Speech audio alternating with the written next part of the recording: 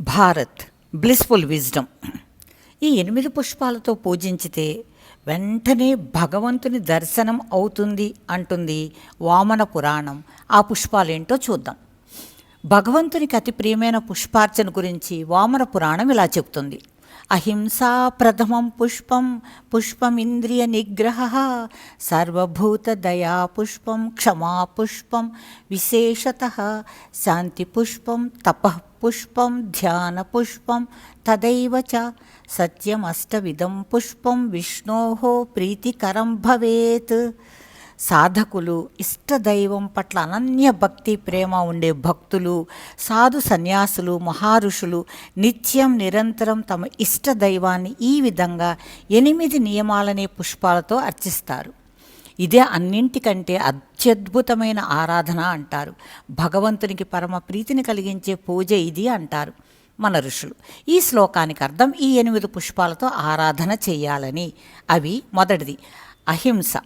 మనసులో కానీ మాటలతో కానీ చేతలతో కానీ ఎవరిని ఏ జీవిని బాధ పెట్టకుండా ఉండటమే అహింస.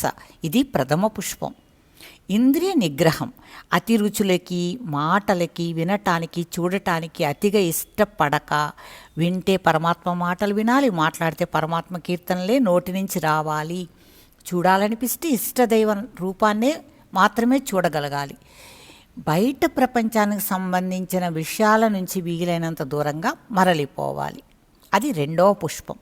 మూడవది సర్వభూత దయా పుష్పం. ప్రాణుల పట్ల దయ కలిగి ఉండటం. దయ ఉన్నప్పుడు ఇతర ప్రాణులను మనం ప్రేమించగలం అంటారు.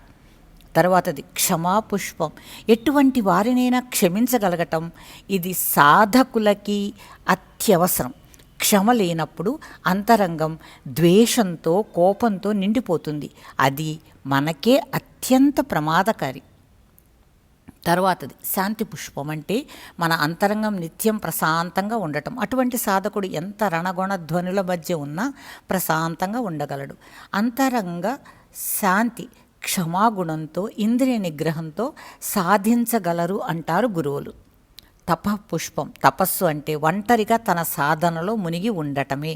అది ఏదైనా కానివ్వండి, జపం, పారాయణం ఏదైనా కానివ్వండి, ఒంటరిగా చేయటం. ధ్యాన పుష్పం. నిరంతరం ధ్యాన స్థితిలో ఉండగలగటం. ఏ పని చేస్తున్నా ఇతర ఆలోచనలు రానప్పుడు దానిని ధ్యాన స్థితి అంటారు. సత్య పుష్పం. సత్యవాక్కు పాలన. అది ఈ రోజుల్లో కష్టం, అందుకే మితంగా మాట్లాడాలి.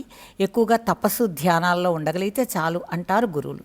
ఈ 8 పుష్పాలతో భగవంతుడిని పూజించగలిగిన వారికి త్వరలోనే భగవంతుని దర్శనం అవుతుంది అని నిరూపించారు అనేక మంది సాధకులు.